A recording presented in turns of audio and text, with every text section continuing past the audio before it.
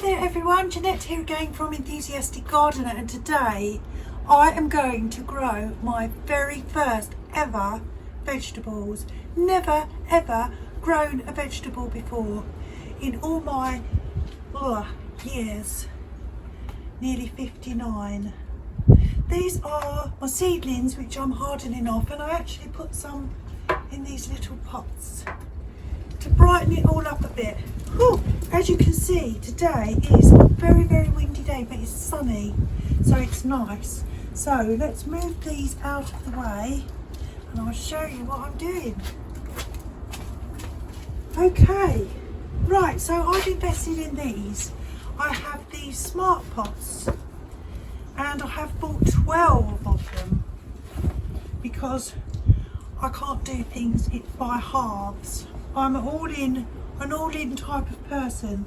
So these are 7 gallons and they're little smart pot grow bags because I don't have room in the garden to plant things directly into the soil. So I have these trays which should hold 3 grow bags. I have all the soil, I have everything ready to go. I can fit 3 on and I can water them from the bottom as well if necessary. So 3 will fit on here very nicely. I have all my soil, and the beauty of these is apparently that the plants get air pruned. And if you put things in a normal pot, a terracotta pot, plastic pot or everything, once the roots fill the pot, the roots can start to go round and round and round. Now the beauty of these is the air gets to them and basically the roots get burnt by the air. Well, that sounds terrible, but apparently it's fine, because what happens is they reach the sides, the air burns them, and then they stop growing. But what it does is it causes more roots, fibrous roots, to build up elsewhere, and the plant is far healthier and stronger. That's the theory. So anyway, let's fill them up with soil and I'll show you what I'm planting. So I'm just using multi-purpose compost, and if anyone has watched my videos before, you will know that I have a huge bag of perlite. I've got this bag of perlite which is 100 litres, and which I had bought 10 litres. So I'm going to add generous amount of perlite as well. It's going to keep the soil nice and light for the roots, plus it will save me a little bit on compost. Seeing as I've got it, I might as well use it. So I'm just going to alternate, give it a bit of a mix. This is going to take me a while to fill it up because I can't lift my bag of compost because it's so heavy. So back in a moment when I've filled, and what I'm going to do is moisten. When I've got it halfway up, then I'll moisten that, then I'll do some more. And I like these as well because they've got handles, so they're easy to lift around and carry about. If you want to move them into the sun or out of the sun or whatever, it should be quite easy. Let's give them a water. Put some more in. Right. So I filled them all up. Woo! I filled them all up. It's taken almost 100 litres for those 3 bags, and I've got a little bit left over to sprinkle over the top after. Here goes. The first thing I'm growing is some beetroot. It's a rainbow mix, and we can sow from now, March onwards. We can sow it directly outside. And beetroot, tasty multicoloured sweet beets. They should be ready for harvest around about June. And it says sweetest when harvest small, harvest young and fresh. And I think that you can eat the leaves as well. And they look like this. And each one of those has a little case which has about 4 seeds in already. We need to put them in 1/2 inch deep. So I'm just going to do little holes, and we're going to have to thin them out. I'm going to put 2 in each. And I will have to pick the strongest.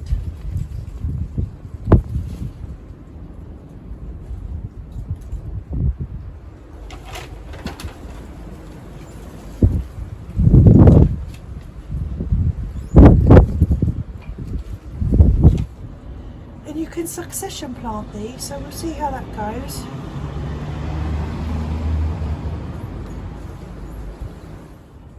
And I should have said that the pots, these smart pots, I think that's what they call them, grow bag smart pots, they are on Amazon, and there's loads of different types, and you can get all different quantities just on Amazon. Easy to find, anyone could find them. There we go.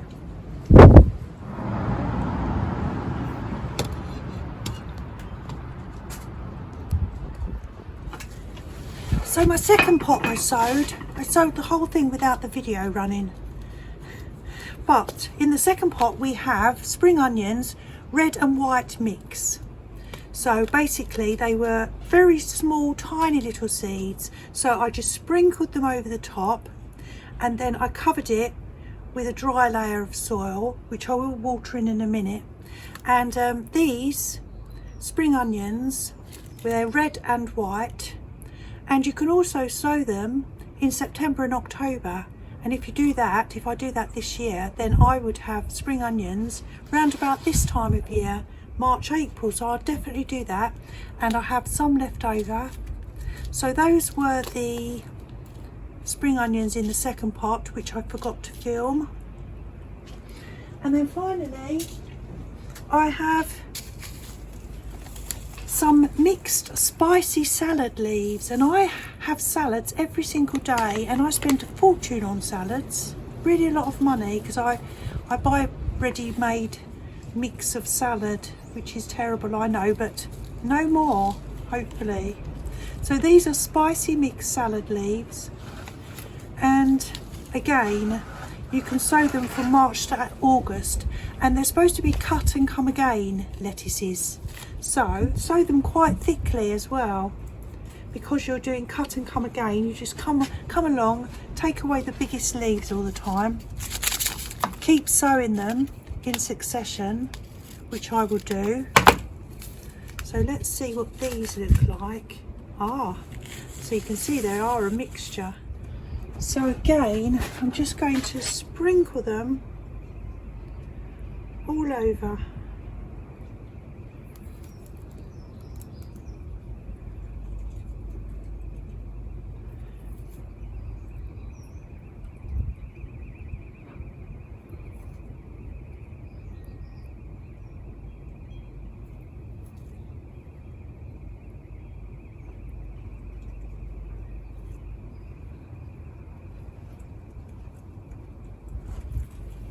Those back.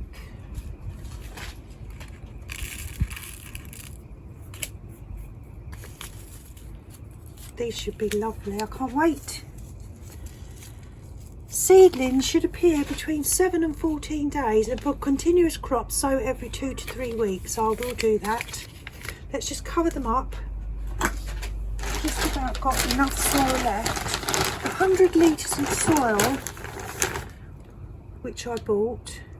has actually done 3 of these grow bags. And I've got 2 more bags of soil, so I've got enough for 6 more grow bags. I will have to get another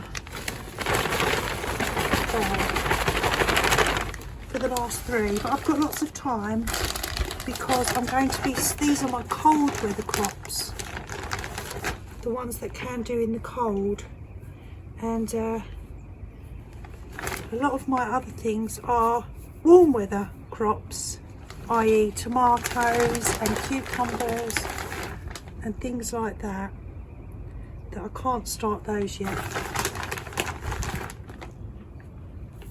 Just going to press it all down so it makes good contact. Fabulous. Right, so that is my spicy salad leaves.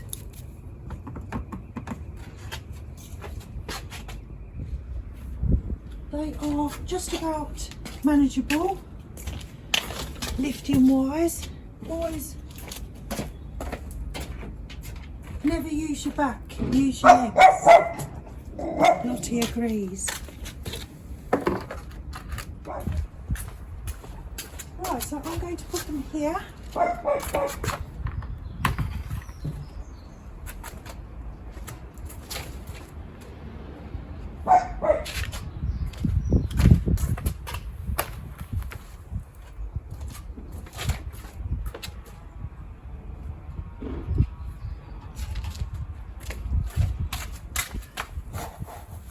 Just about it on.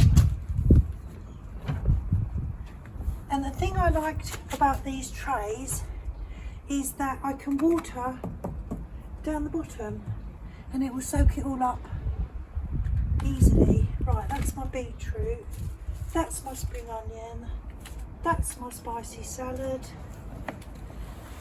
Let's turn them around because I've got OCD. They all have to face the same way.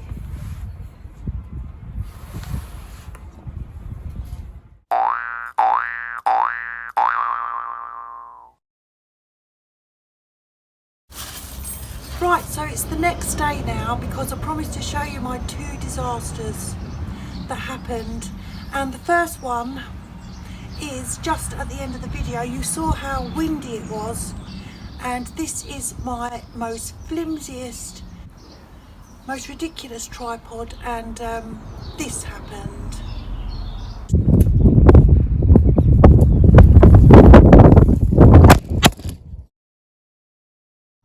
The flimsiest tripod you could have imagined I bought, and so I need to get a new one, a nice new sturdy tripod. And secondly, I came out this morning and there were all little holes dug all over these, and the birds had been at my seeds, which I hadn't even thought of. But it's never a failure unless you fail to learn from it. So I'm going to put these, which I have 3 of these. They don't quite cover the whole thing.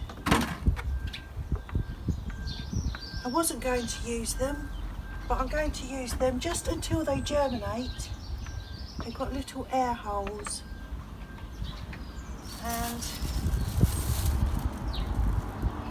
little holes down the side. Hopefully will stop those birds from getting my seeds. Until they germinate, I did sprinkle a few more on because I don't know how many's in there now. So that's a good lesson learned. And you just put the pins in here.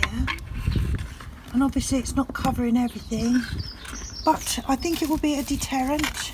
It was that or putting some fleece over. Well, I thought I'll try these. Because I've got them, I might as well use them. So that's me, Janette, the enthusiastic gardener, still enthusiastic as ever, trying new things and hoping for the best. Take care everyone, bye.